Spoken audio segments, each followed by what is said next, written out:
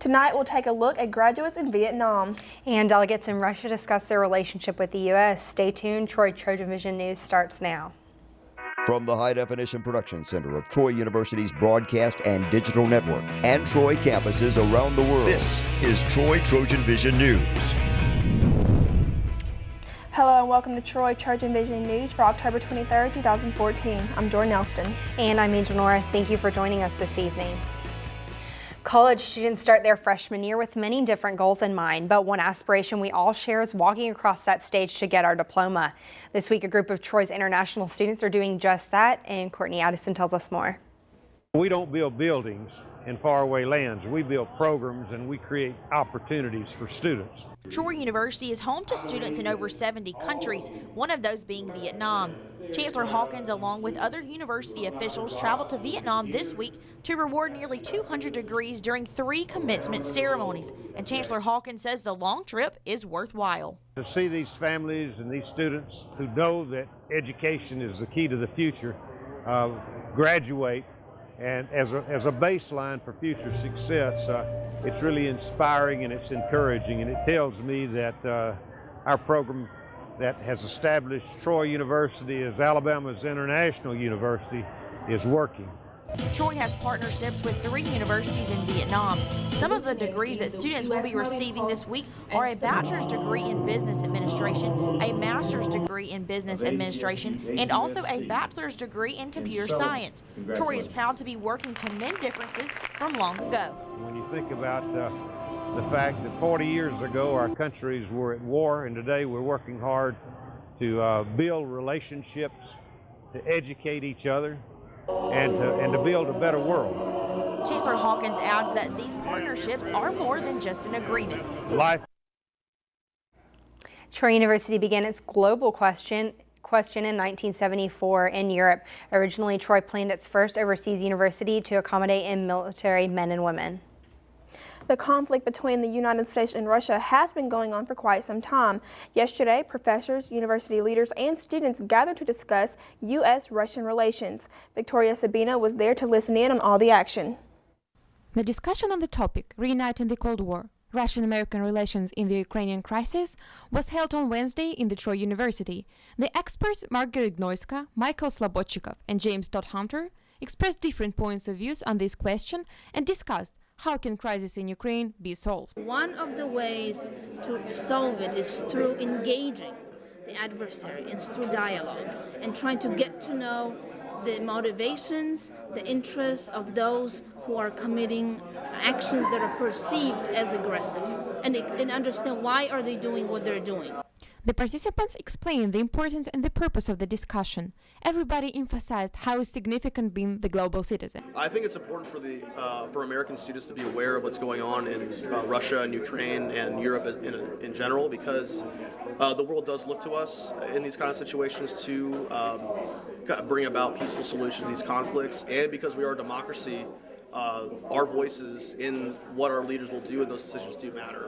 It's imperative for us to be knowledgeable about this and not just look at these conflicts through, decades-old lenses when the conflicts have changed. For students, as college level, undergraduate students especially, it is important for them to be aware as citizens, and not just the citizens of the United States, but citizens of the world, because as we mentioned in our panel, that it may seem like a regional conflict, but it's something that students need to be paying attention to regardless of their majors. We should understand the big games in the global politics. We should understand the wars and the little conflicts. That's just because of the big ideologies behind them. Well, I think it's a global question, first of all, and I think that Americans should know what's going on not only in the U.S., but in other countries. The participants of the discussion expressed different points of view on this question. Nevertheless, everybody hopes that peace will delight in Ukraine again.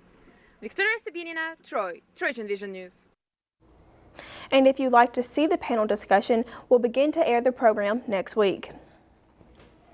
Troy University is home to many different on-campus organizations, and with so many different options, it's easy for students to find their fit. And today, Wanda Norris takes a look at a group who plays tennis for fun. Have you ever wanted to learn to play tennis, or maybe just learn how to learn to play? Or perhaps you're already a player and are looking for a partner. Well, there's a club for that. Our mission here is to create a competitive environment, but yet fun at the same time for students to come out, play some tennis, meet some friends, and also just promote the sport of tennis throughout the entire Wiregrass region. Brandon Grubel is the co-founder of the Troy University Tennis Club team. Grubel saw an opportunity for students to get together and play tennis for fun. I would say just give it a shot, even if you only have 30 minutes or an hour. We have a very lax culture out here. It's not very demanding. You can come practice 1 or 2 days a week and just give it a shot. You never know when you catch the bug. The Troy University Tennis Club team meets on Mondays and Thursdays at 5 p.m. at the Elm Street Tennis Courts. With 12 lighted courts, a clubhouse, and a pro shop, there's something for everyone. For students who don't have a lot of time to spare, Trent says it's easy for college students to add to their already busy schedule. This club is for people who love tennis, just want to go out and have fun and hit some ball. It's not for competition or anything. So we have all kind of people with different level. And tennis doesn't require that much of time. So you need like 2 hours a week. With 25 members strong, Grubel believes many members are ready for more competitive play and has scheduled meets with UAB and Clemson's tennis clubs. Wanda Norris, Troy, TrojanVision News. Tune in again tomorrow night for another look at our organizational spotlight series. And now taking a look at news from around the state, cell phones confiscated from Alabama prison inmates are being used to prevent domestic abuse. The governor's office says First Lady Diane Bentley will be in Birmingham today to donate more than 4,000 unused cell phones to Hopeline from Verizon. The Porch Band of Creek Indians is expanding another one of its casinos in Alabama. Officials say the PCI Gaming Authority say the $65 million expansion at Creek Casino Montgomery will include 3 restaurants from the Beale Street Blues Company, including a BB King's Blues Club and restaurant, and expanded gaming area with 2,100 electronic games and a 5-story hotel with 119 rooms and an event center. North Alabama school officials say 2 elementary school students have been diagnosed with a respiratory illness that has affected hundreds of children. Blount County School Superintendent Michael Douglas says 2 Aniana Elementary School students have been diagnosed with enterovirus D68. Still to come on Troy TrojanVision News, another man has jumped the White House fence. Find out more after the break. And the soccer team will look to improve their away record this weekend when they travel to Arkansas. Clay Yeager will give us the details on that when he joins us in sports. Perimeter fencing around the White House comes under more scrutiny after a man makes it onto the north lawn. I'm Craig Boswell at the White House. That story coming up. Want to save money on gas and help the environment? The EPA's smart driving tips could give you more miles per gallon and reduce air pollution. Make sure your tires are properly inflated. Accelerate and brake slowly. Be aware of your speed. And when buying a new car, look for the SmartWay certification mark to help you choose the most efficient vehicle that meets your needs. If we each adopt just one of these tips, we'd get more miles for our money, and it would be a little easier to smell the flowers. For more info, visit epa.gov/smartway.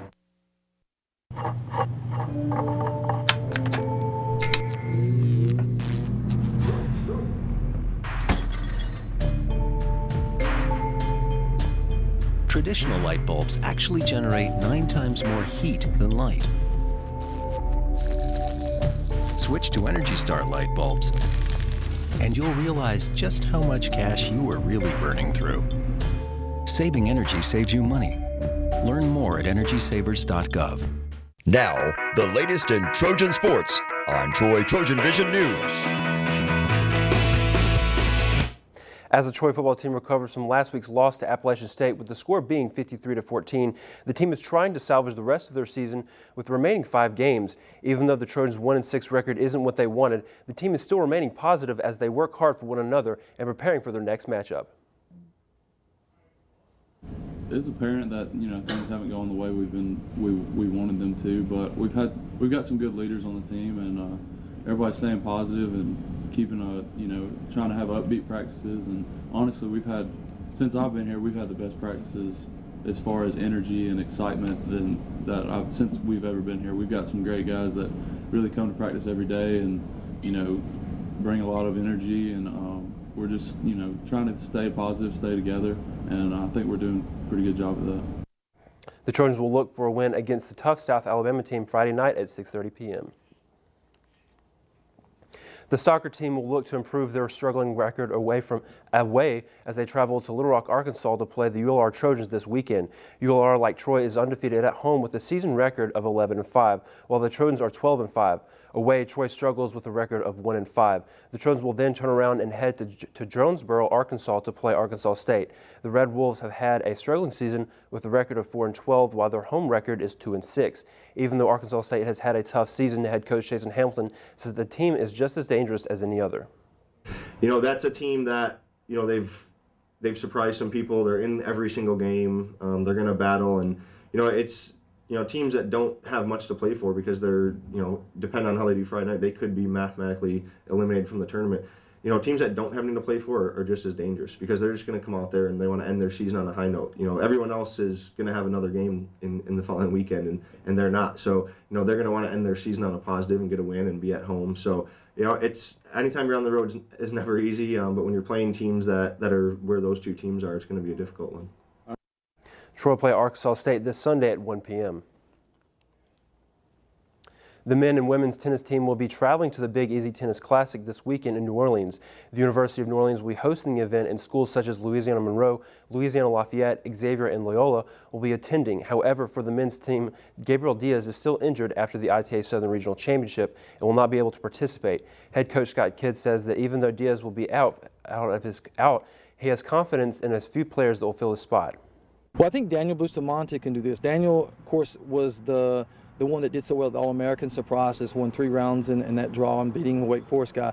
I think Daniel, I think he does well under pressure. The style of game he plays, you know, he's very consistent on the court, runs a lot, makes the opponent beat him. He doesn't beat himself. And I think Daniel will do good here. Giovanni is getting better. Giovanni had a win over one of Auburn's top 6 players before losing to South Alabama. So I think, you know, Giovanni has gotten better every tournament. Both teams will compete this weekend. This morning, the Sun Belt Conference announced the preseason all-conference team, and Troy's Kevin Thomas made the All-Sun Belt third team when the league's coaches voted for him. In the 2013-14 season, Thomas averaged 6.9 rebounds, which ranked him second in returning rebounders for the Sun Belt Conference, while leading the Trojans in blocks with 22. Thomas also averaged 9.2 points per game, as well as scoring in double figures 14 times last season. You can see Thomas and the Trojans in action when their season starts November 6th.